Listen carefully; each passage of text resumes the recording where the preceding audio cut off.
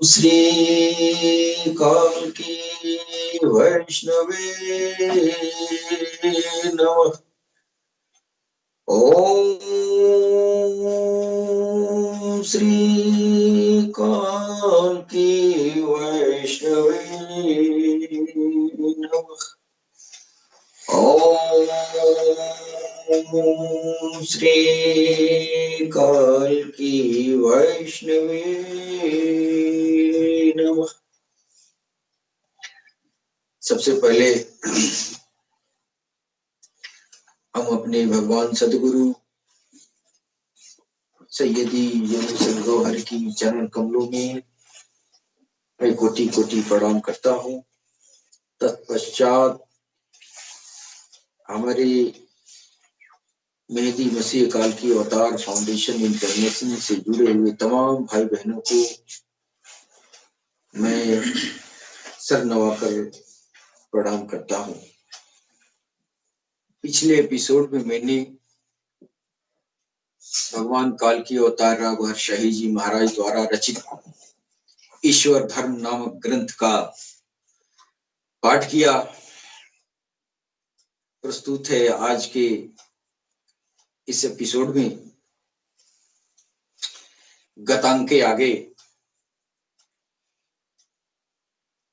दोस्तों, भगवान काल की अवतार लिख रहे हैं, कुछ मानव प्रजातियां जो इस दुनिया में गुजरी हैं, उन लोगों ने अवतारों को स्वीकार किया। कुछ प्रजातियां, कुछ मानव जातियां अवतारों को झुठलाया।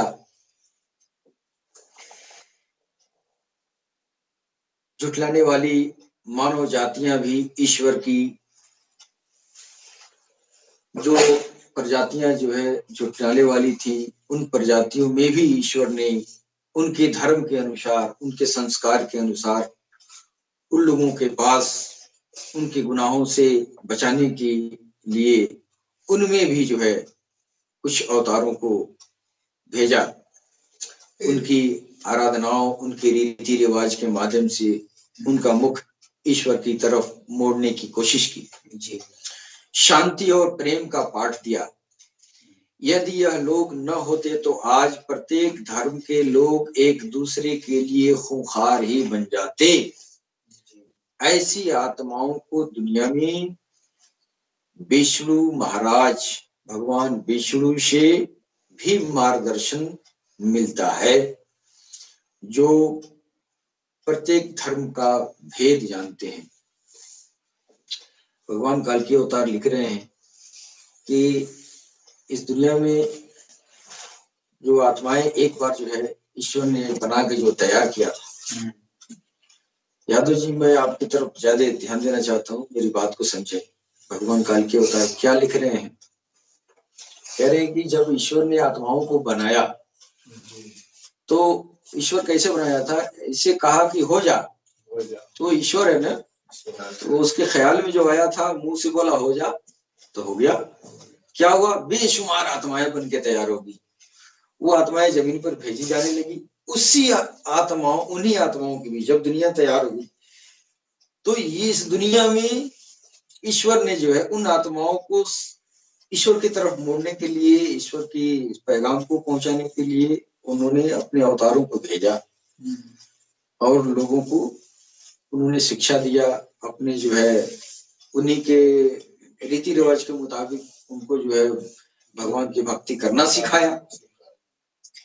लेकिन ये लोग जो है इस दुनिया में आने के बाद से शैतान के हाथों जब इंसान लुट जाता है तो पैगंबर अवतार भी इनको समझाने में नाकाम रहे। बहुत सारे अवतारों को इंसानों ने इनकार कर दिया, यानी झुठला दिया कि तुम भगवान की तरफ से भेजे गए नहीं हो। बहुत अवतारों को लोगों ने कत्ल कर दिया। बहुत अवतारों को लोगों ने सर माथे पे भी चढ़ाया। तो ऐसी बहुत सारी आत्माएं हैं जो जिनको जो है भगवान विष्णु से बराह रास्त मार्गदर्शन भी मिलता है। भगवान विष्णु को हमारे इस्लाम भाइयों में उनको खिजर अलैहिस्सलाम कहा जाता है। दरअसल खिजर अलैहिस्सलाम वो भगवान विष्णु ही है। उनके पास जो है वो इल्म, वो ज्ञान था, वो अध्यात्म ज्ञान का समझिए कि वो खजाना थे। उनके पास वो आसमान की सारी आध्यात्मिक ज्ञान वो जो है वो बहुत सारे लोगों को भी उन्होंने बताया। इसलिए आज सनातन धर्म में भगवान विष्णु जी महाराज की पूजा होती है। दरअसल उनकी हकीकत यह है कि धरती पर अध्यात्म को लाने में उनका एक बहुत बड़ा विशेष योगदान रहा है। ईश्वर उन्हीं के माध्यम से धरती पर और अपने अध्यात्म ज्ञान को पहुंचाया। भगवान काल की अवतार अपने ईश्वर धर्म नामक ग्रंथ में आगे एक जगह लिख रहे हैं इंद्रिय निग्रह, और इसको जो है हमारे मुसलमान भाई इसको तकवा बोलते हैं। सरकार गौहर शाही लिख रहे हैं कि ये किन लोगों के लिए है। सरकार लिख रहे हैं, सरकार भगवान काल की अवतार इंसानों की ये जो है इंद्रिय निग्रह करने में तकवा परहेजगार जो सूफी फकीर टाइप के जो लोग हैं वो इन लोगों में भी कई तरह के लोग होते हैं। इसमें जो है इसमें 3 तरह के लोगों को सरकार ने बताया कि एक इंसान होते हैं जो इल्मुल यकीन होते हैं, यानी ज्ञान द्वारा विश्वास करते हैं। बहुत सारे लोग हैं धर्म की किताबें पढ़ के और उसका जो है उस पर जो है अमल भी करते हैं, उसका ज्ञान रखते हैं। तो ऐसे वर्ग एक है जो इल्मुल यकीन वाला, जो इल्म पे पढ़ने लिखने के बाद वह जो है अपने ज्ञान पर जो है ज्ञान के जरिए विश्वास करते हैं। यह लोग संसारिक होते हैं, ज्ञान द्वारा विश्वास रखते हैं। इनका ईमान, इनका श्रद्धा जो है भगवान के प्रति वह सुनी सुनाई बातों पर होता है। जो किताब पढ़ने वाले लोग हैं जिनको ज्ञान किताबों से मिला है वो उनको भटकने का ज्यादा चांसेस होता है। वो उनके अंदर जो भी भगवान के प्रति ईमान अगर है तो वो सिर्फ जो है कान से उन्होंने जो सुना है, किताबों में जो पढ़ा है उसी पर आधारित वो जो है ईमान होता है। और ये जो है ये भटक भी जाते। अक्सर किताब पढ़ने वाले पहले आस्तिक रहे, आस्तिक थे और होते होते मरने के समय नास्तिक हो गए। बहुत ऐसा गुजरा है। वो इल्मुल यकीन, वो जो है इल्मुल यकीन वाले लोग हैं जो जीवन भर भगवान की भक्ति किए और फिर मरते समय जो है ज्ञान ने उनको भटका दिया। इन्हें इंद्रिय निग्रह से नहीं बल्कि परिश्रम से ईश्वर जो है प्राप्त होता है।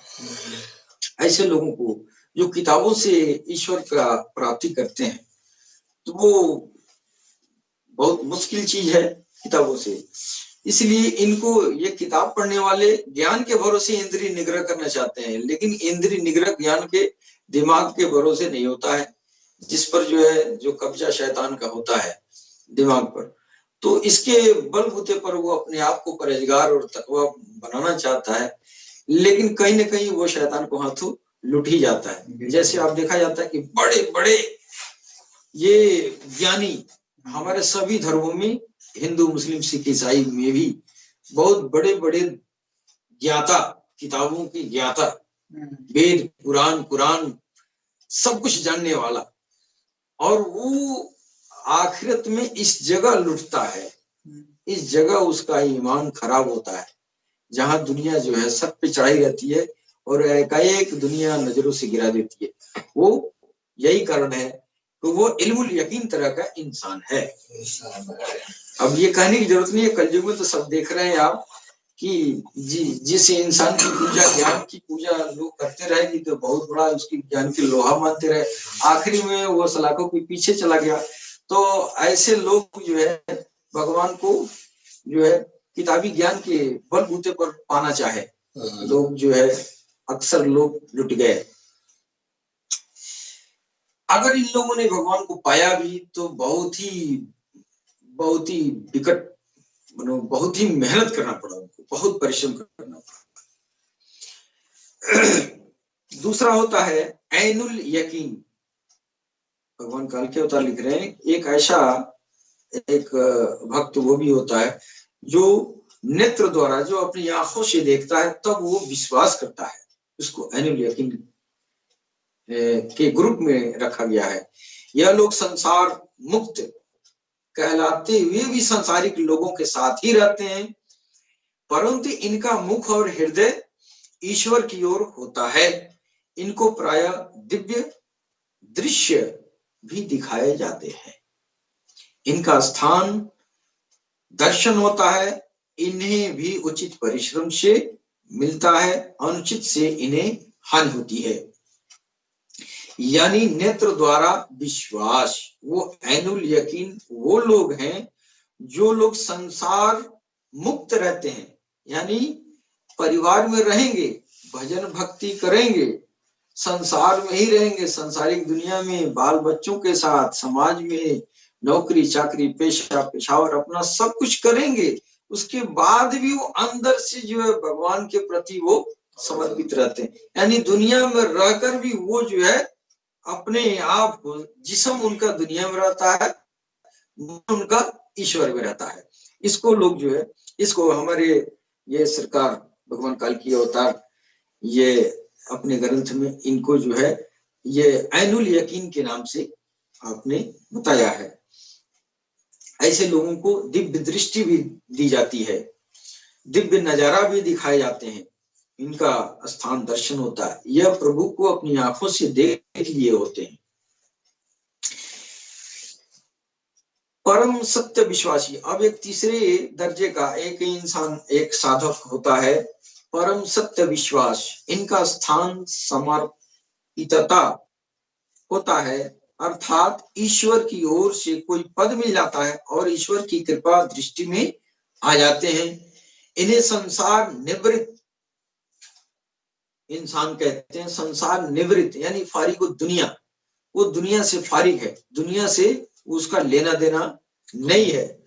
वह जो है ईश्वर के तरफ से कोई ऐसा उनका पद प्राप्त हो जाता है जो इंसानियत की खिदमत के लिए जिम्मेदारी एक है।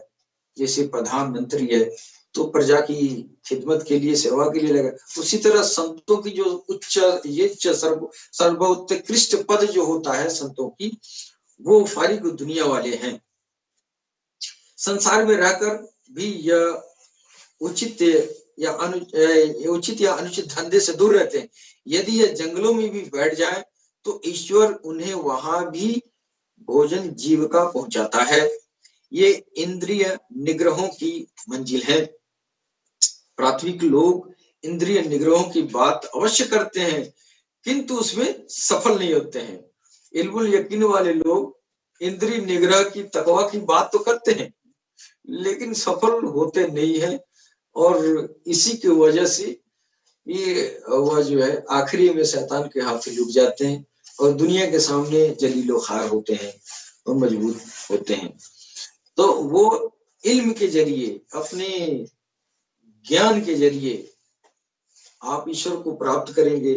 ये मुमकिन तो है लेकिन बहुत ही कठिन कार्य है, इसमें खतरा ज्यादा है। खतरा क्या है?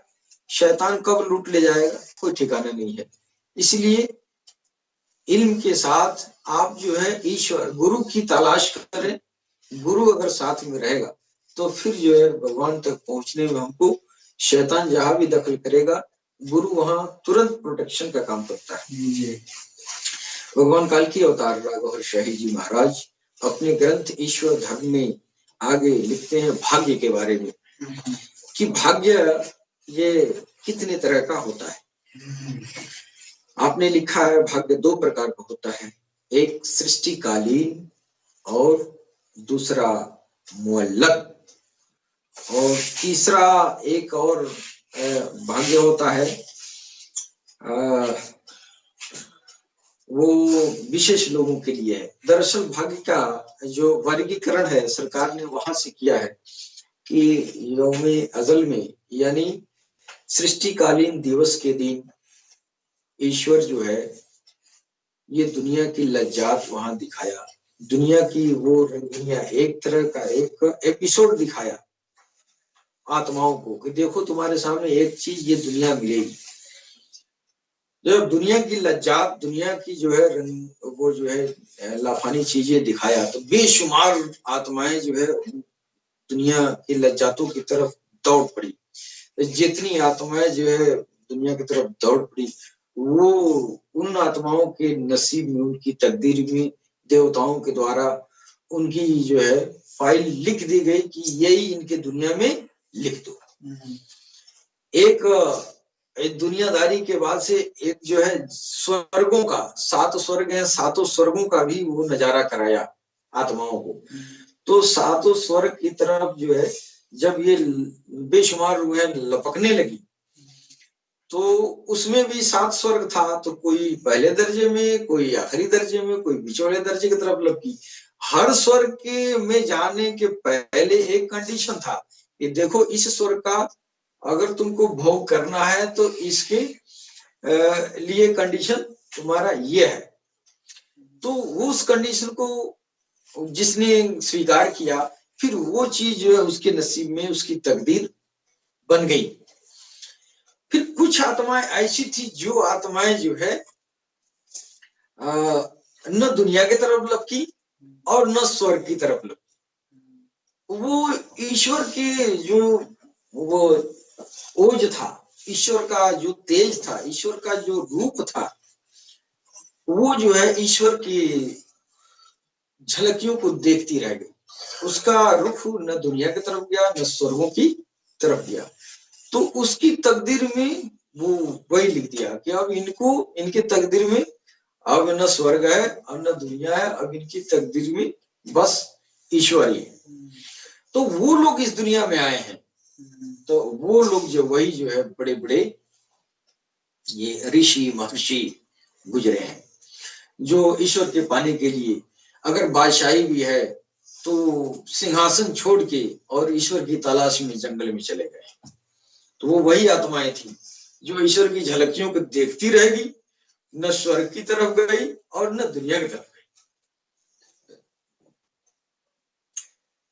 तो आज भी देखते हैं दुनियादार किस्म के जो लोग हैं तो ये उनके वो कितना हो विद्वान हो जाए, कितना हो होशियार हो जाए, कितना हो अच्छी टीचिंग हो रही हो, लेकिन उसके अंदर दुनियादारी निकलती नहीं है, दुनिया घेर गुरिया के आती ही रहती है। तो वो उसकी वजह से है। सरकार लिख रहे हैं कि वो तो सृष्टिकालीन दिवस में ही उसकी तकदीर में दुनिया लिख दी गई थी, अब वो दुनिया पा रहा है, उसको मिलना है। कुछ लोग कहते हैं कि भाग्य में जीविका लिख दिया गया तो उसके लिए घूमना फिरना क्या। मखदूम जहानिया एक बुजुर्ग गुजरे, उन्होंने कहा है कि जीविका प्राप्त करने के लिए घूमना फिरना भी भाग्य में लिख दिया गया है। ये भी भाग्य में है कि आप घूमे फिरेंगे तो भी आप रोजी पाएंगे। जैसा कि आपके लिए फूलों का गुलदस्ता, सरकार लिख रहे हैं कि फूलों का गुलदस्ता समझाने के लिए जैसे आपके छत पे फूलों की गुलदस्ता रख दिया गया, यह सृष्टिकालीन भाग्य है, यह अजली भाग्य है, यही आपकी अजल में जो तय हुई थी। इसे प्राप्त करने के लिए आपको सीढ़ियों द्वारा छत पर पहुंचना है। यह लंबित भाग्य है, यानी ये मुअल्लक है, मुअल्लक जो आपके वश में है, और इसी लंबित का हिसाब किताब होगा, न कि सृष्टिकालीन भाग्य का। आप छत पर, अब सृष्टिकालीन जो भाग्य में आपके लिख दिया गया है, अब तो ईश्वर जानता है कि मैंने इसको लिखा है, जो लिखा है मैंने इसी हिसाब से ये करके आया है, तो फिर उसका क्या हिसाब होगा। लेकिन जो लोग जो है लंबित हैं, जिनको सीढ़ियां चढ़ के जाना है, छत पे गुलदस्ता को पाना है, तो उनका हिसाब किताब है। आप छत पर पहुंचेंगे और अपना भाग्य प्राप्त कर लेंगे। यदि आपने सुस्ती की और छत तक नहीं पहुंचे तो उससे आप वंचित हो जाएंगे।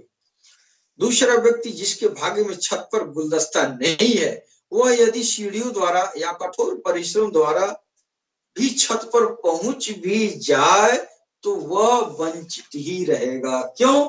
तो उसकी तकदीर में वो लिख दी गई है, वो उसको जो लिखा है वही मिलेगा। अगर वो दुनिया की तरफ लपका है सृष्टिकालीन दिवस में तो दुनिया ही मिलेगी।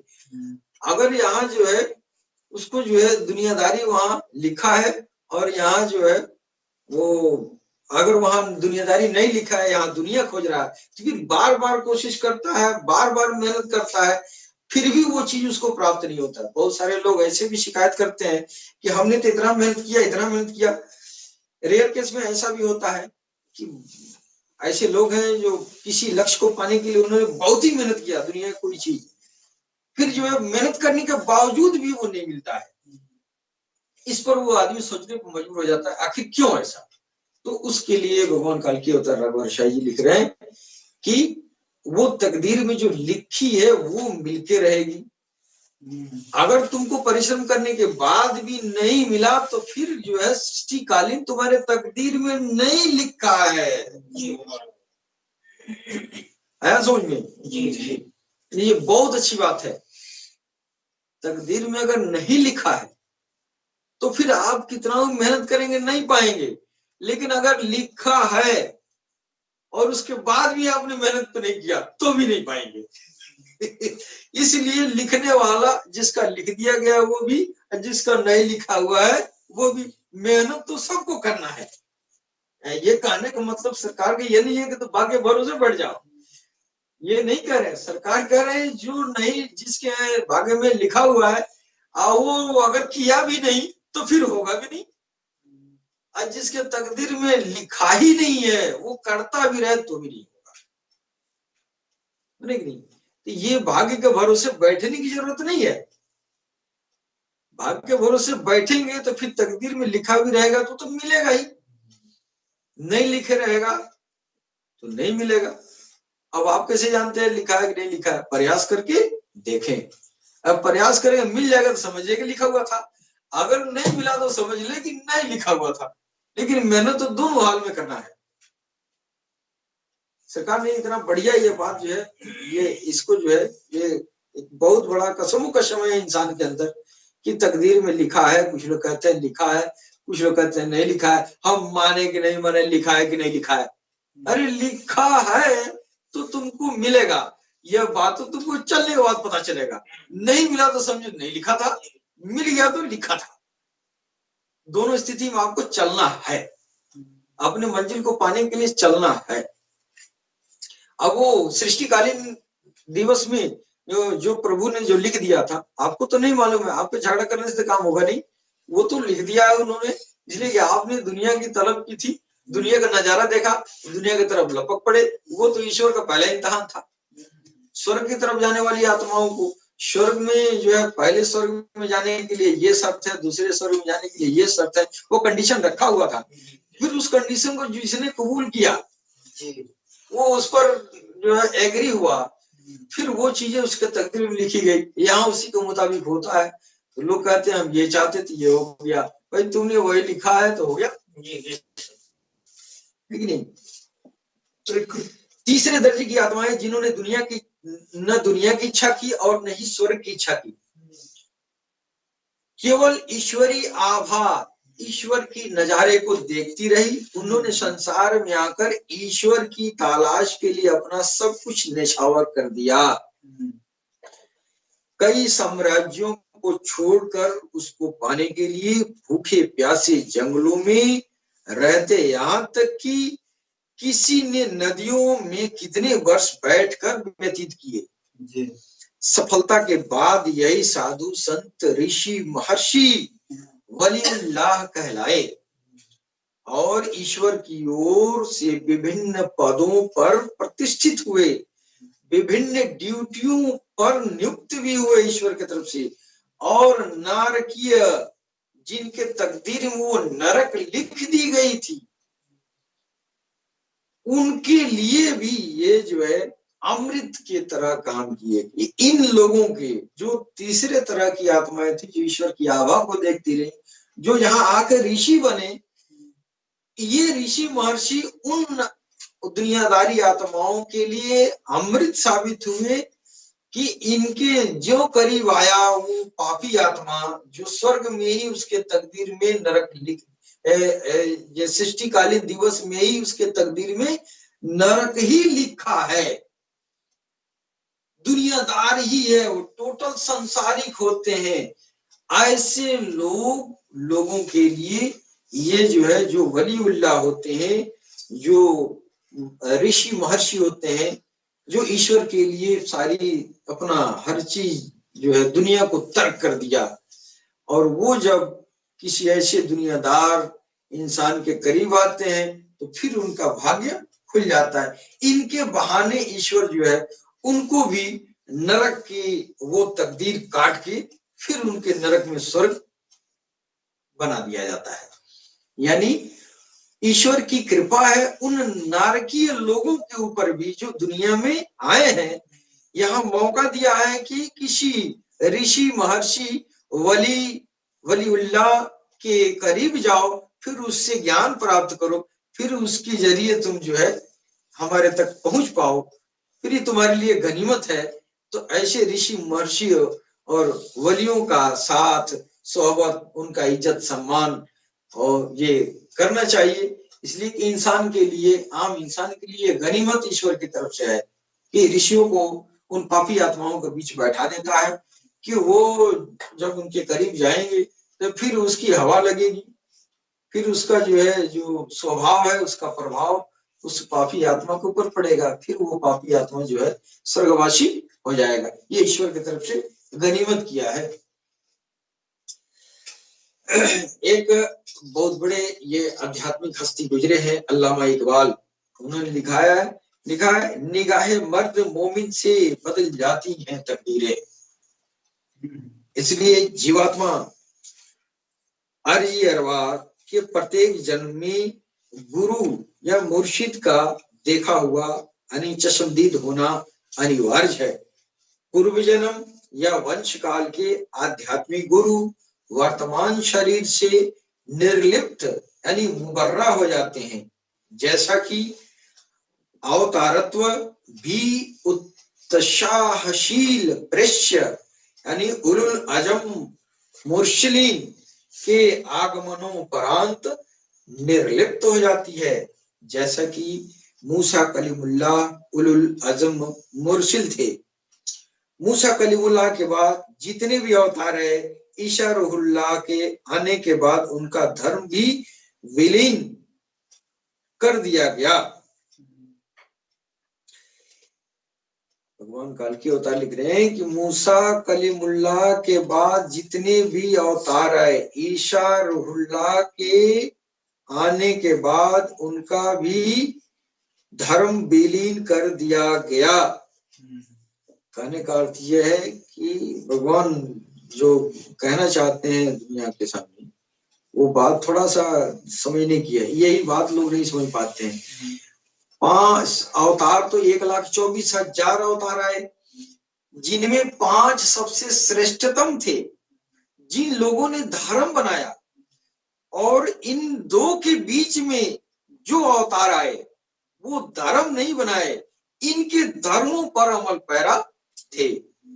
और सरकार भगवान कल की अवतार लिख रहे हैं कि अगर ईसा और मूसा के बीच में जितने अंबिया है, जितने अवतार हुए, जितने ये ईश्वर की तरफ से विशेष भेजे गए संदेशवाहक थे, तो वो जो है ईसा के बाद अगर मूसा के बाद अगर ईसा आ गए तो बीच में जितने लोग जो धर्म का अनुपालन करते थे उस सबको ईश्वर की तरफ से खाली कर दिया गया।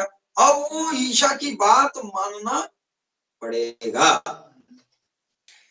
तो वो जो है बीच में जो धर्म का रूप जो बना है, समय समय पर छोटे छोटे कुनबे में छोटे छोटे एक खित्ते पर, एक क्षेत्रफल पर जो है एक अवतार आ जाते थे। फिर जब महा अवतार आते थे तो फिर उन अवतारों की बातें विलीन हो जाती थी। फिर महाअवतारों की जो कानून था, जो धर्म था, उस पर जो है लोग अमल पैराते थे। ईसा रूहुल्लाह के बाद मोहम्मद सल्लल्लाहु ताला अलैहि वसल्लम आए। तो जितने भी अवतार अरब भूखंड के अतिरिक्त आए वह हजरत मोहम्मद सल्लल्लाहु ताला अलैहि वसल्लम के आने पर सब विलीन कर दिए गए, परंतु उत्साहशील पृष्य उलुल अज़्म के धर्म का सिलसिला जारी रहा।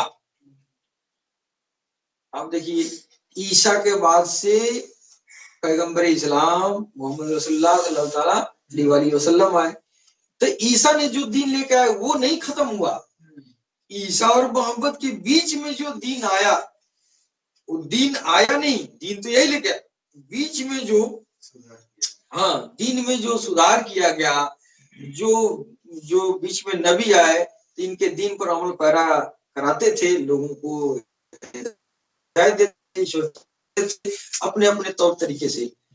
तो ये चीजें खत्म हो गई, लेकिन जो उलुल अज़्म मुर्शदीन का जो दीन था, धर्म था, वो बरकरार रहा। आज भी ईसाई हैं, आज भी यहूदी हैं, आज भी इस्लाम है, आज भी हिंदू है कि नहीं? तो वो है, लेकिन उनमें दीन में बिगाड़ पैदा हुआ। फिर उसको सुधारने के लिए समय समय पर एक छोटे छोटे खित्ते पर भी ईश्वर की तरफ से एक जो है अवतार जो है भेज दिया जाता था कि जाओ और सुधारो, अपने आचरण को दिखा के इंसानों के बीच सुधार करो। लेकिन वो बीच वाले जो आने वाले थे, उलुल अज़्म मुर्शदीनों के बीच में जो आने वाले थे, वो धर्म नहीं बनाते थे, वो इंसानों में सुधारते थे जो बिगड़ी हुई चीजों को। तो ये चीजें होती रही। आगे भगवान कल की अवतार लिख रहे हैं, हजरत मोहम्मद सल्लल्लाहु अलैहि वसल्लम के आने पर सब विलीन कर दिए गए।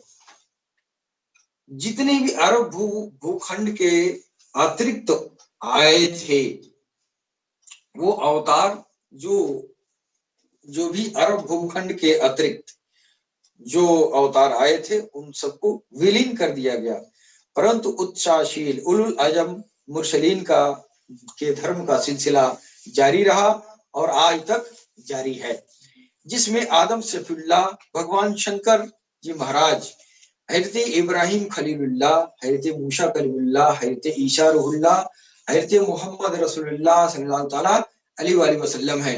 और हर वली इनके पद चिन्ह पर है। जितने भी वली इस दुनिया में आए, अब इन पैगंबर के, इन उलुल अज़्म मुर्सलीन के जो श्रेष्ठ अवतार हैं, इन अवतारों में जो श्रेष्ठ जो है, जो संत हुए, वो संत जो है उन श्रेष्ठ अवतारों के पद चिन्हों पे चलने वाले हैं। क्योंकि मनुष्य के अंदर वक्षस्थल की 5 शक्तियों का संबंध 5 श्रेष्ठ अवतारों से है। इस कारण से उनकी अवतारत्व और आध्यात्मिक प्रलाभ प्रलय तक रहेगा। अब भगवान शंकर जो है, अब यहाँ जो है एक बात बहुत समझने की है कि वक्षस्थल में यानी सीने में जितनी भी ये शक्तियां हैं, इंद्रियां हैं, ये 5 इंद्रियां हैं। 5 इंद्रियां 5 महाअवतार से जो है ये संबंधित हैं। इसमें ये जो कल्प है, हृदय कमल है, ये भगवान शंकर से संबंध है इसका। और भगवान शंकर का ये जब तक हम उनसे प्रलाभ लेंगे नहीं, भगवान शंकर का जो इल्म आया, जो ज्ञान आया, उस ज्ञान को हम नहीं लेंगे तो हमारा ये हृदय कमल जागृत नहीं होगा। जागृत होना का मतलब ये हमारा आध्यात्मिक प्रलाभ है। यानी हृदय कमल के जागृत करने का पहला ज्ञान जो है भगवान शंकर, जिनको हज़रत आदम सफीउल्लाह कहते हैं, तो उन्होंने लाए। अब आज मोहम्मद की उम्मत में जो लोग होंगे, अगर उनको कल्ब जारी, उनका जो है हृदय कमल को बेदार या जागृत करना है, तो फिर आदम सफीउल्लाह की भी उस इल्म को धारण करना पड़ेगा। उन पर भी आपको यकीन करना, उनका भी उनके ऊपर ईमान ले आना पड़ेगा। अब जो है हमारे मुसलमान भाई इस बात को नहीं समझ पाते हैं कि हम ला इलाहा इल्लल्लाह मोहम्मद रसूलुल्लाह तो पढ़ रहे हैं, लेकिन साथ में ला इलाहा इल्लल्लाह आदम सफीउल्लाह क्यों पढ़ रहे हैं? ला इलाहा इल्लल्लाह आदम सफीउल्लाह इसलिए पढ़ रहे हैं कि वो आदम सफीउल्लाह भगवान शंकर हैं और उन्होंने हृदय कमल की तालीम लेके आई। जिस तालीम को जो है आगे जो है यहाँ हुजूर पाक के जमाने में जो आपके अंबिया दे रहे हैं, तो उनको आपके पैगंबर का जो अवतारत्व मिला है, जिस इल्म का, जिस ज्ञान का, वो ज्ञान तो आपको हासिल हो जाएगा, लेकिन जिस आपके शक्ति का, जिस लताइफ का, जिस प्राण का, जिस चक्र का संबंध भगवान शंकर से है, जिनका संबंध हज़रत आदम सफीउल्लाह से है, तो फिर आपको मुसलमान होने के बाद भी भगवान शंकर के उस इल्म को लेना पड़ेगा। भले आप कलमा पढ़ें ला इलाहा इल्लल्लाह आदम सफीउल्लाह, ठीक है, लेकिन वो हमारे हिंदू सनातन संस्कृति में ये लोग भूले हुए हैं कि हमारा भी कोई पैगंबर होता है और हमारे भी धर्म का कोई धर्म मंत्र होगा। ये बात तो ये जमाना भूल चुका है, इसलिए कि बिगाड़ पैदा हुआ, फिर अपना कलमा लोग भूल गए। फिर आज जो है सनातन संस्कृति आज हिंदू के नाम से जानी जा रही है, लेकिन ओरिजिनलिटी जो थी भगवान शंकर पैगंबर, ये उलुल अज़म मुरसलीन, ये जो है जो दीन लेके धर्म लेके आए, वो सनातन धर्म पहला धर्म है, वो श्रेष्ठ अवतार है, वो हमारे पैगंबर है। और उनका फैज, उनका प्रलाभ, आध्यात्मिक प्रलाभ जब तक हमको नहीं मिलेगा तब तक हमको मोहम्मद रसूलुल्लाह का आध्यात्मिक प्रलाभ, मस्तिष्क वाला, दर्शन वाला, भगवान के दर्शन वाला इल्म हमको नहीं मिल पाएगा। इसलिए कि जरी शुरुआत तो हमको हृदय कमल से करनी है, फिर आप आध्यात्मिक प्रलाभ पाते पाते और आपको मस्तिष्क कमल तक जाना है, तब आप जो है भगवान के साक्षात्कार के लिए आप सामने हो पाएंगे। भगवत दर्शन का तो तरीका तो पहले भी लोग बताया करते, लेकिन भगवत दर्शन वो नहीं था। भगवत दर्शन तो इन्होंने किया, आखिरी उलुल अज़म मुरसलीन, आखिरी श्रेष्ठ अवतार मोहम्मद रसूलुल्लाह सल्लल्लाहु अलैहि वसल्लम, जब आप भगवान के सामने देह शरीर सहित इस जिस्म, इस दुनिया के जिस्म जो मिला था, उस देह सहित जो है आप भगवान प्रभु के सामने साक्षात्कार के लिए आप प्रस्तुत हुए थे। तो वो जो है, जो देह शरीर जो गया था भगवान के पास, वो इल्म देगा ना असल दर्शन का। आप तो आत्म साक्षात्कार तो पहले से करते रहे। भगवान शंकर जो है आत्म साक्षात्कार का जो ज्ञान नहीं दिए, सिर्फ भगवान से जुड़ने के ज्ञान दिए। साक्षात्कार का तो आखिरी श्रेष्ठ अवतार मोहम्मद साहब आए, तो फिर पैगंबर साहब ने जो है उनके शारीरिक साक्षात्कार हुआ, इन आंखों से, अपनी आंखों से देखा। अंदर की सूक्ष्म आत्माओं की आंखों से सैर तैर तो करते ही थे, लेकिन वही एक ऐसा जिस्म, ऐसा सरकार, ये हुजूर पाक का ऐसा जिस्म गुजरा जो भगवान के सामने साक्षात्कार के लिए ये इस मर्त्य लोक से शरीर जो है वो जो है अर्श पर जो है सामने गया। और वही शरीर भगवान काल की अवतार के जब शरीर जिस्म का निर्माण जब आना हुआ, तो इनके जिस्म का निर्माण उसी शरीर से हुआ जिस शरीर से मोहम्मद रसूलुल्लाह सल्लल्लाहु अलैहि वसल्लम भगवत दर्शन के लिए ईश्वर के सामने साक्षात्कार के लिए लेके गए थे। वही जिस्म जो है सरकार गौरशाही के अंदर आया। वो जिस्म काल के अवतार के आने के लिए वो पहले से महफूज रख दिया गया था, ईश्वर की तरफ से व्यवस्था कर दी गई थी। इसलिए काल के अवतार के जिस्म के लायक दुनिया में और किसी का जिस्म हुआ ही नहीं। क्यों नहीं हुआ? तो कोई भी जिस्म मृत लोक से ईश्वर के सामने अर्श पर जिस्म सहित नहीं गया। जो जिस्म से जाने के लिए वह जो है उस जिस्म को बनाया गया, फिर जो है उसको बुलवाया गया, ईश्वर अपने सामने बुलवाया, फिर उसी जिस्म को महफूज कर दिया कि अब आखिरी में जो काल के अवतार जाएंगे फिर ये इसी जिस्म का इस्तेमाल करेंगे। वही भगवान काल के अवतार राघव शाही जी महाराज की वही जिसामत है, वही शरीर है जो मोहम्मद रसूलुल्लाह को मिला था। वो शरीर जो भगवान के साक्षात्कार के लिए मृत लोक से शरीर गई थी जी। अब ये जो है बहुत हमारे सनातन धर्म के लोग इस बात पर जल्दी यकीन नहीं करेंगे, देह सहित कैसे जाएंगे, तो बहुत लंबा मराला है, कैसे देह से जाएंगे। लेकिन अब आपको मानना हो तो माने, नहीं माने तो भी कोई बात नहीं। हमारा अपना दिल का यकीन है, हम जानते हैं देह सहित शरीर सहित जो है मोहम्मद रसूलुल्लाह अपने इस मर्त लोक की शरीर को लेकर गए थे। वो लंबा विषय है, इसलिए हम उस पर ये तस्दीक नहीं करना चाहेंगे। लेकिन अगर किसी को इस बात के यकीन नहीं है तो फिर वो राब्ता करे, हमारे टीवी से पता चल जाएगा कि जिस्म भी जाता है। तो जिस्म जाने वाला सिर्फ एक वही जिस्म है जो मोहम्मद रसूलुल्लाह का जो आखिरी सृष्टा अवतार थे उनका गया, और दूसरा ये वही जिस्म जो है सरकार गौहर शाही को मिला। तो फिर उसी जिस्म से ये भी तो आप भी बस पलक झपकने में आपका आना जाना रहा। यही तो, इसीलिए तो पहचान हुआ कि आप वही काल की अवतार है, आप वही मेहदी है, जिनका पलकों में आना और जाना, आसमान पर सैर तैर करना, बस ये जो है इस तरह का था। अब इस राज को जो जाना वो फट से जो है मान लिया गया भाई यही कल की अवतार है, यही मेहदी है, यही है, और यही जो है उदकिल समाबिल मित्रा तीर्थंकर मैत्रेय बुद्धा, क्या क्या जो हर प्रश्न वही हर धर्म में दिया गया है। तो जो इस बात को जान गया, पलकों में आना जाना ये समीकरण जान गया, फिर उसको इमाम मेहदी या काल के अवतार मानने में कोई परेशानी नहीं है। लेकिन जो इस बात को नहीं जानता है, इस अध्यात्म ज्ञान को अंदर जो है जो आत्माओं का ज्ञान है उस ज्ञान से जो वंचित है, फिर उसके लिए यह बात मानना तो बड़ा मुश्किल है। इसलिए कि वो जानता ही नहीं है तो फिर नहीं मानेगा। फिर वो यहाँ तक कि आपको सच्चाई बताने वाले के वो दुश्मन भी हो जाएगा, फिर इस दुश्मनी को आपको झेलना भी पड़ेगा ना, इसलिए कि अवतारों ने झेला है ना। आज कितने अवतार आए, 1,24,000 अवतारों की बात हुई है।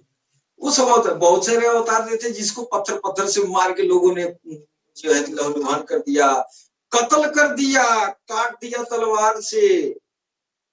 और क्या क्यों कर दिया? तो भाई वो जब कहे कि हम ईश्वर की तरफ से आए, ये हक है, ये सही है, इस बात को मानो। फिर दुनिया वालों को जो आध्यात्मिक ज्ञान जिसके अंदर नहीं थी, अब भगवान शंकर के बाद से जो उनके उम्मत में जो लोग हुए, भगवान शंकर के इल्म को जिन लोगों ने धारण नहीं किया, उनके हृदय कमल का जो ज्ञान था, आध्यात्मिक ज्ञान था, उस ज्ञान को पाया नहीं, तो फिर उनके बाद जो आया अवतार, छोटा अवतार, जो उनके पैगाम को जब बताने लगा, उसको जिंदा करने लगा, फिर उसको दौड़ा के काटना शुरू कर दिए। तो अब ये चीज जो है होती रही है दुनिया में, ये रीत बनी है ना, ये संसार का ये नियम है। तो बस ये इसमें शैतान अपना फितवा फैलाता है, जो कोई हक बोलता है, सही बोलता है, उसके पीछे तलवार लेके तो पड़ जाते हैं। ये मुमकिन है कि काल के अवतार कहने पर वो जिसके अंदर वो हृदय कमल का, भगवान शंकर का वो इल्म जिसके अंदर हासिल नहीं है, वो काल के अवतार कहने पर उसको एतराज होगा, क्योंकि वो जानता ही नहीं है, वो जानता नहीं है। अब उसकी अज्ञानता को, इस सत्य बोलने वाले इंसानों को उसकी कोप को झेलना पड़ेगा, है कि नहीं? तो भगवान काल की अवतार या इमाम मेहदी का वो जो है साथ वही दे पाएगा जो इन न जानने वाले व्यक्तियों का कोप का सामना कर सके। वरना जो है कल की अवतार का आप साथ नहीं दे पाएंगे, कल के अवतार का पैगाम आप नहीं दे पाएंगे। तो खैर, आप इसके चक्कर में आप कभी न रहे कि हम अगर काल के अवतार कह रहे हैं तो कोई हमको ये कह रहा है तुम कैसे कह रहे हो, तो कैसे कहे तब तो मौका दे तो आप समझा दीजिए, नहीं मौका दे तो उसके कोप का सामना करना पड़ेगा। भगवान काल के अवतार का ध्यान करके कहिए, हे भगवान इनको सद्बुद्धि दें। लेकिन आप लोगों से ये कहेंगे किसी को आप लोग शराप मत दीजिएगा, इसलिए ये दौर काल की अवतार का है।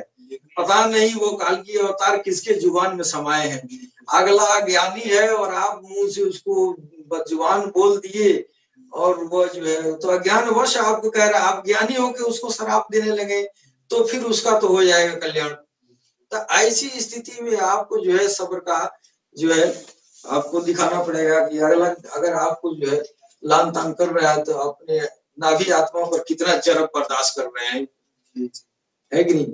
तो हमारे जो है बहुत सारे ऐसे भाई लोग हैं, देखते हैं कि 1000 लोगों में प्रचार अगर मेहदी किए, प्रचार कल के अवतार किए, तो एक आदमी जरूर ऐसा मिल जाता है जो कहेगा कि ऐसा नहीं। तो उसकी बातों को समझाना थोड़ा मुश्किल होता है।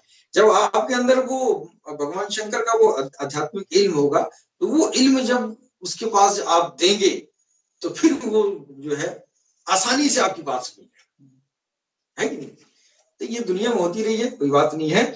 तो ये भगवान काल की अवतार आगे लिख रहे हैं शंकर जी, हैरत आदम सफीउल्लाह का सिलसिला अब भी जारी है। जो लोग मात्र हृदय भजन में है, ईश्वर का नाम पर गिड़गिड़ाते और विनम्रता रखते हैं, तौबा करते हैं, गुनाहों से बचने की कोशिश करते हैं, यही प्रारंभिक धर्म है, प्रारंभिक अवतारत्व और प्रारंभिक आराधना थी।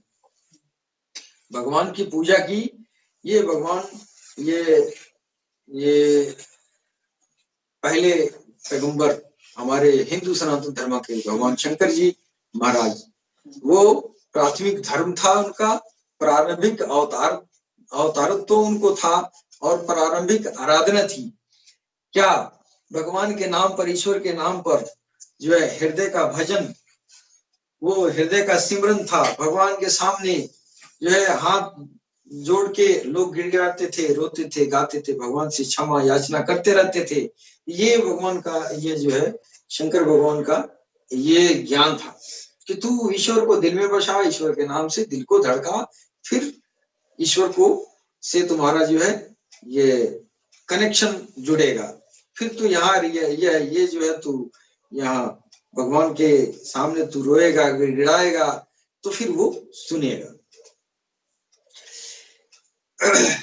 हर संत का कदम किसी न किसी अवतार के कदम पर होता है और इनका कदम आदम सफीउल्लाह है, भगवान शंकर देवादिदेव महादेव के कदम पर है।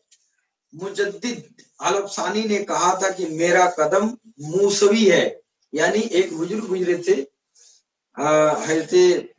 मुजद्दिद थे। मुजद्दिद वो जो है जो दो श्रेष्ठ अवतार के बीच कनिष्ठ अवतार जो आते थे, अब मोहम्मद रसूलुल्लाह के बाद से अवतार का आना बंद, तो फिर उनके जमाने में कनिष्ठ अवतार का काम कौन करते थे? मुजद्दिद करते थे। उनको मुजद्दिद कहा जाता था, यानी बिगड़े हुए को सुधारते थे। तो पैगंबर इस्लाम मोहम्मद रसूलुल्लाह के दीन में, धर्म में एक ऐसा मुजद्दिद गुजरे जिनको मुजद्दिद अलफसानी कहा गया है। मुजद्दिद अलफसानी ने फरमाया कि मेरा कदम जो है मूसवी है। मूसवी का मतलब वो हज़रत मूसा कलीमुल्लाह का जो इल्म मिला था उनके, वो उस इल्म पे अमल पैरा थे। जबकि कलंदरों का एक सिलसिला ईसवी है, शेख अब्दुल कादिर जिलानी मोहम्मदी मशरफ से संबंध रखते हैं।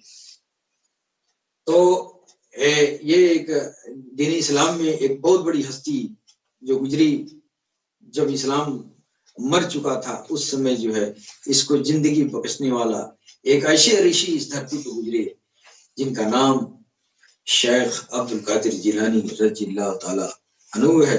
वो फरमाते हैं कि हमारा कदम जो है, हमारा मशरफ ये मोहम्मदी मशरफ है, यानी हमारा जो है आध्यात्मिक प्रलाप मोहम्मद रसूलुल्लाह सल्लल्लाहु ताला अलैहि वसल्लम से।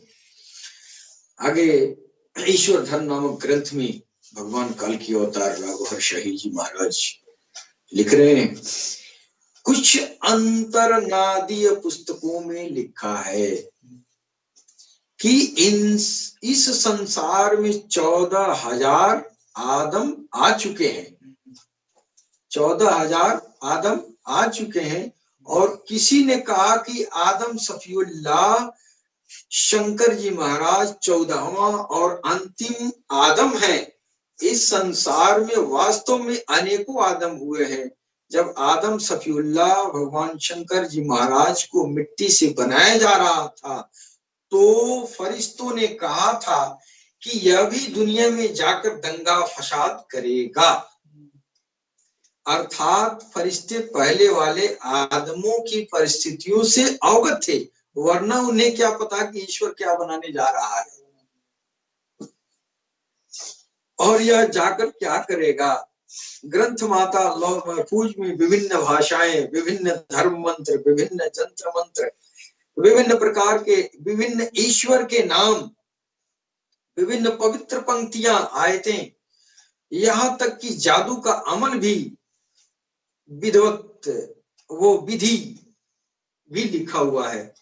वो एक लौहे महफूज, एक ग्रंथ माता है। दुनिया के सारे ग्रंथ उसी में से जो है उसी में से छांट के आता है। जो अवतारों को जो किताबें, आसमानी किताबें आई हैं, वो किताबें सब वो लौहे महफूज से आई है। तो लौहे महफूज का मतलब एक ऐसा वो ग्रंथ है जो इस दुनिया में जितने ग्रंथ आए सारे ग्रंथ उसी में से निकल के आए, इसलिए उनको ग्रंथ माता कहते हैं। वो ग्रंथ माता है, वो यहाँ जमीन पर नहीं है, वो आसमान पर है। तो उस ग्रंथ माता से सारे ग्रंथ, पुराण, वेद, ये सारे जितने भी, अब ये वो सारे किताबें नहीं, जो अंतर्नादीय थी, जो किसी अवतार के ऊपर वो जो आकाशवाणियां हुई थी, वो किताबों में लिखी गई थी, वो आसमानी किताबें बोली जाती हैं। अब न जानने वाले आसमानी किताब के नाम पर लोग झगड़ा कर लेते हैं, ये आसमान से किताब गिरेला। आसमान से किताब नहीं गिरता है, लेकिन बात का मतलब ये है कि आसमान से आई हुई बात किताब में दर्ज की गई है। छोटे बच्चे हम लोग थे तो हमारे गांव में जो है वो कुछ ब्राह्मण देवता जो है, ऐसे हम अभी उम्र हमारी लोग कहते थे ये तो मुसलमानों का किताब आसमान से गिरा है, ये पता नहीं कैसे गिर जाता है, पता नहीं कहाँ से गिर जाता है। तो लोग तो ये बात जानते नहीं थे। असल बात हमारे जहन में भी होता था कि आसमान से कैसे किताब गिरेगा, तो कोई किताब गिरा हुआ नहीं है, वो किताब कैसा है जो आसमान से गिरे। अब देख रहे हैं कि हर मुसलमान के घर में किताब है, कुरान हर मुसलमान घर, तो फिर हर मुसलमान घर में किताब गिरता है, गिरते हुए तो लोग देखते होंगे। ये मासूम विवेक था हमारे अंदर, ये सोचा करते थे। लेकिन बाद में जब ये पता चला नहीं, ये तो ग्रंथ माता है और एक ही ग्रंथ से ये सारे ग्रंथ आते हैं और दिल पर उतरते हैं, दिल से जुबान से निकलता है।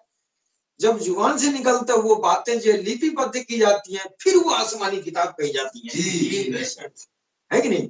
तो मैं किसी भी, हम अपने सनातन भाइयों से ये इस बात का हम नम्र ये जो प्रार्थना करेंगे कि आसमान से गिरी हुई किताब को आप ये बात समझ ले कि यह जो है आपको अनजाने में आपसे गुनाह होता है। किसी भी दूसरे धर्म के लोगों को हम बुरा भला कहते हैं, तो ये अनजाने में हमारे से गलती होती है। तो ये गलतियां जानकर नहीं होनी चाहिए। जो जिनको नहीं मालूम है ये बात जान ले कि किताबें नहीं है गिरती हैं, वो शब्द जो है ईश्वर से जो तार जुड़ जाता है दिलों से, उस दिल पर जो है ईश्वर की बातें उतरती है, जैसे टेलीफोन की बातें। वो दिल की बातें जब आपके अफा शक्ति के जरिए जुबान से निकलता है, तो उसमें जो काट छाट होता है, जुबान कर लेता है, वो चीजें जो है ऊपर जो अमृत तुल्य चीजें हैं जो ईश्वर की तरफ से उतरी हुई है, ये सारी चीजें जुबान के जरिए निकलता है, उसको लिपिबद्ध कर दिया जाता है। तो कुछ अंतर्नादीय किताबों के बारे में ये जो है ये बातें हुई थी। इस संसार में वास्तव में अनेक आदम हुए। अब ये भी एक नया बातें आ जाती हैं। लोग कहते हैं कि आदम सफीउल्लाह ये जो है 14,000वें आदम कैसे हैं, ये सवाल खास तौर से हमारे मुसलमान भाइयों के अंदर भी हो जाता है। एक भ्रम ये भी हो जाता है, आमतौर से मैंने सुना है कि लोग हैं कि आदम सफीउल्लाह को सबसे पहला आदम का समझते हैं कि सबसे पहला आदमी है, उन्हीं से सारी इंसानियत पैदा हुई, सारी इंसानियत उनसे पैदा हुई। तो ऐसा नहीं है, ये भगवान काल की अवतार, ये राघव शाही जी महाराज लिखते हैं कि ऐसा नहीं है। आदम सफीउल्लाह की तख्लीक, उनके जिस्म का निर्माण स्वर्ग में किया गया था और स्वर्ग से उनको उतारा गया था। वो 14,000वें आदम हैं। उनके पहले 13,999 आदम इस धरती पर बन चुके थे। वो आदम आसमान से नहीं उतारे गए, वो आदम इसी जमीन के मिट्टी से वो आदम बनाए गए। जबकि भगवान शंकर देवादिदेव महादेव हजरत आदम सफीउल्लाह का शरीर का वो मूर्त रूप स्वर्ग में दिया गया था और स्वर्ग से वो उनको नीचे उतारा गया था। तो ये स्वर्ग में बनाने का प्रयोजन ईश्वर का क्या था? जब वो जो है वहां से जो आएगा तो उसका असर उसके जिस्म का, उसके व्यवहार का असर इस दुनिया का नहीं होगा, वो स्वर्ग की मिट्टी का होगा ना। स्वर्ग की मिट्टी का असर उसके शरीर में होगा। यहाँ पर जो आदम बनाए गए थे वो यहाँ की मिट्टी का असर उनके अंदर था। अब वहां जब आदम भगवान शंकर का जब वो मूर्त रूप दिया जा रहा था तो उस समय वहां भी शैतान जो है खड़ा था। वो शैतान ने एतराज किया कि ये जो है ये क्यों बना रहे हैं। भगवान से कहा कि प्रभु ये क्यों बना रहे हैं, ये तो पहले से ये दुनिया में गया है और एक दूसरे को गला काट रहे हैं सब, और इसको जो बना रहे हैं ये तो उन लोगों में श्रेष्ठ है, उन लोगों से होशियार है, उन लोगों से बुद्धिजीवी है, उन लोगों से ताकतवर है, ये तो जाएगा तो और खून खराब करेगा। ये हजरत आदम सफीउल्लाह भगवान शंकर का जिस्म जो है ये दुनिया में जो इंसान थे उन इंसान से उनका लंबाई चौड़ाई बहुत ऊंचा था। तकरीबन हम तो बताएंगे नहीं कि ऊंचाई बहुत ज्यादा थी, हमने एक जगह ये भी पढ़ा है कि उनका जिस्म जो है पूरे जिस्म में नाखून था, लेकिन नाखून में ही जो है अल्लाह और मोहम्मद का दीदार किए थे, अल्लाह के नूर का, मोहम्मद के नूर का वो दीदार किए थे। तो वही ओम कहते कहते ओम ओम कह दिए, वही ओम चला है सनातन धर्म में, ओम वहीं से चला है। ओम में ओ जो है अल्लाह है, मो जो है मोहम्मद है, तो अल्लाह और मोहम्मद की इताअत उनकी करते आए, फिर उनकी इताअत उनकी बंदगी दोनों नामों को मिला के ओम हो गया। तो हम ओम कह रहे हैं तो दरअसल हम अल्लाह और मोहम्मद कह रहे हैं, है कि नहीं? तो हम अल्लाह और मोहम्मद की इताअत कर रहे हैं। दरअसल हम भी हक परस्त हैं, जैसे हमको बुत परस्त कह दिया जाता है, हम बुत परस्त नहीं है, हम भी हक परस्त है भाई, हम भी अल्लाह मोहम्मद कहते आए, ओम ओम कहते आए, आज भी हम ओम कहते हैं। ओम का मतलब ही हुआ को नाखून में जो है वो जो है अपने नाखून में जो है अल्लाह का जलवा, ईश्वर का झलकियां, मोहम्मद की झलकियां आपने देखा है कि नहीं? तो इसको उन्होंने चुन लिया। हाँ, तो वही कह रहे थे कि भगवान शंकर का जिस्म जो है पूरे शरीर जो है नाखून के जैसे था, वो इस तरह का मुलायम चमड़ी में, तो वो जिस्म जो है स्वर्ग में बनाया हुआ था। वो जिस्म जब यहाँ बनाया जा रहा था तो वो एतराज किया, ये तुम ये क्यों बना रहे हो, ये जो है पहले गए हैं सब, तो अपने में कत्ल-गारत कर रहे हैं, आपस में एक दूसरे के खून के प्यासे हैं, जानवर से भी बदतर हैं, तो फिर ये जाएगा तो ये क्या करेगा? तो ये जो है लोग एतराज करते हैं कि हजरत आदम सफीउल्लाह पहले आदम है। तो इसी बात से साबित हो जाती है कि नहीं, जब ये जो एतराज किया गया फरिश्तों कुदसियों के द्वारा कि ये अल्लाह पाक आप ये क्या बना रहे हैं, ये जो है पहले से मौजूद है, ये कर रहा है और जाएगा तो करेगा, इससे साबित होता है कि पहले आदम थे, है कि नहीं? अब भगवान काल के अवतार कह रहे हैं नहीं, ये 14,000 आदम में आखिरी आदम थे जिनका निर्माण विशेष रूप से स्वर्ग में किया गया। इसलिए किया गया कि ये गए तो वो विशेष इल्म, विशेष ज्ञान लेके गए, उस ज्ञान के जरिए वो संबंध हर इंसान से ईश्वर से जोड़ना शुरू कर दिए, जिससे जो है दिल से और प्रभु के कदमों से हर इंसान जुड़ जाएगा और ईश्वर की तरफ से उसको हिदायत उसके बराह रास्त दिल पे आएगा। फिर वो राक्षसी काम नहीं करेगा, वो पशु प्रवृत्ति नहीं रहेगा, उसके अंदर देवताओं की, फरिश्तों की प्रवृत्ति आती रहेगी। तो इस काम को पहला अंजाम देने वाला भगवान शंकर जी थे, है कि नहीं? तो आगे जो है सरकार लिख रहे हैं कि ये ग्रंथ माता जो है, लौहे महफूज जो किताब है, वो उसमें विभिन्न भाषाएं, विभिन्न धर्म मंत्र, विभिन्न जंत्र मंत्र, विभिन्न प्रकार के ईश्वर के नाम भी उसमें दर्ज है, विभिन्न प्रकार ये पवित्र पंक्तियां, आयतें भी, कुरान की आयतें भी, यहाँ तक कि जादू का अमल धरती पर आया, ये भी जो है जादू का जो विधि विधान है ये भी ग्रंथ माता में वहां लिखा हुआ है, जो कि हारुत मारुत दो फरिश्तों ने लोगों को सिखाया था और दंड स्वरूप वह दोनों फरिश्ते मिस्र के शहर में बाबुल के कुएं में उल्टे लटके हुए हैं। अब ये तो ग्रंथ तो आ गए ग्रंथ माता से। अब उसमें जो है ये शैतानी इलम जो है, ऐसा कहा जाता है कि फला आदमी ने जो है टोना कर दिया, जादू कर दिया, नजर लगा दिया, गुजर लगा दिया, तो ये भी सही है, इक्का दुक्की सही है, लेकिन उसको अब हुआ बना के ज्यादा संख्या बना देते हैं। लेकिन ये सच्चाई है, यह इलम है। वो इलम जो है ईश्वर ने भी उस इल्म को उसी ने भेजा, दो फरिश्तों को भेजा, कहा कि ये जो है ग्रंथ माता की ये दो इल्म है जो इंसानों के अंदर जो है ये इल्म जाके बता दो। तो वो जो है हारुत मारुत दो देवता है ना दुनिया में आए और दुनिया में लोगों को सिखा दिया और दंड स्वरूप। हाँ, अब वो दुनिया में, हाँ वो जो है ये बताने के लिए नहीं भेजा, वो तो भेजा था इंसानियत के कल्याण के लिए। हाँ, वो जिद किए फरिश्तों ने, वो हारुत मारुत ने जिद किए कि अल्लाह पाक हमको जरा दुनिया में भेजो कि हम जाएं, तो नहीं दुनिया हम भी देखें कि ये दुनिया कैसी है।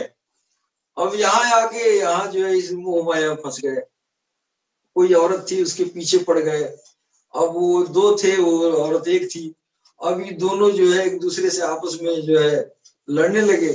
फिर उसका शौहर था, उसके शौहर को कत्ल कर दिए, है ना, कि इसको कत्ल कर देंगे तब इसको हम लोग जो है अपने साथ ले लेंगे। तो फिर वो उसके शौहर को जब इन लोगों ने काट दिया तो अब वो बेचारी जो है अकेले पड़ गई। फिर उसके बाद से पता नहीं क्या क्या हुआ, लेकिन ऐसी घटनाएं कही जाती हैं। और वही जो है इस दुनिया में उसी औरत को पहला जादू सिखाए सब, ये दोनों फरिश्ते जो है ऊपर से जो आए थे उसी औरत को सिखा, वहीं से जादू का सिलसिला चालू हुआ। आज उसी सिलसिले से आज भी जादू जिंदा है। अब ये जादू का इल्म लोगों में महफूज किया है, फरिश्तों द्वारा उतरा भी, फिर ये लोगों में आज तक चल भी रहा है। ये अलबत्ता एका दुख जो, लेकिन है बहुत हो रहे हैं, तो इसको इनकार करने की जरूरत नहीं है। तो प्रत्येक आदम का कोई भाषा सिखाई, प्रत्येक आदम को कोई भाषा सिखाई, फिर उसकी कौमों में अवतारों को अनुदेश दिए, अनुदेश के लिए भेजा। तब ही कहते हैं कि संसार में 1.25 लाख अवतार आए, जबकि आदम सफीउल्लाह भगवान शंकर जी को आए हुए 6000 वर्ष हुए हैं। यदि प्रति वर्ष एक अवतार आता तो 6000 ही होते। कुछ समय बाद इन कौमों को इनकी अज्ञोल्लंघन के कारण नष्ट कर दिया गया,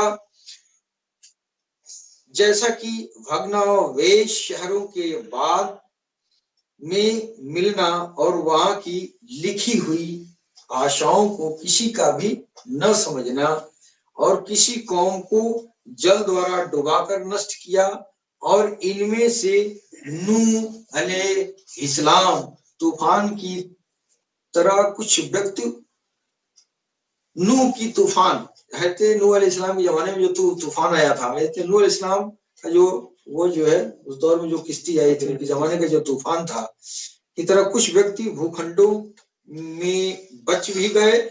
अंत में शंकर जी को उन सबसे श्रेष्ठ बनाकर अरब में भेजा गया, और बड़े बड़े अवतार भी इसी आदम सफीउल्लाह की संतान से जन्मे। विभिन्न आदमों की भाषाएं उनकी बची हुई कौमों में रही, जबकि आदम भगवान शंकर आए तो उनकी सुरियानी भाषा सिखाई गई। तो वक्त का इशारा है और हम अपनी वाणी पर विराम देना चाहते हैं। हम अगले एपिसोड में भगवान काल्की अवतार राघव शाही जी महाराज द्वारा लिखित ग्रंथ ईश्वर धर्म का पाठ अगले एपिसोड में गतांक के आगे प्रस्तुत करेंगे। तब तक के लिए हमें आज्ञा दें।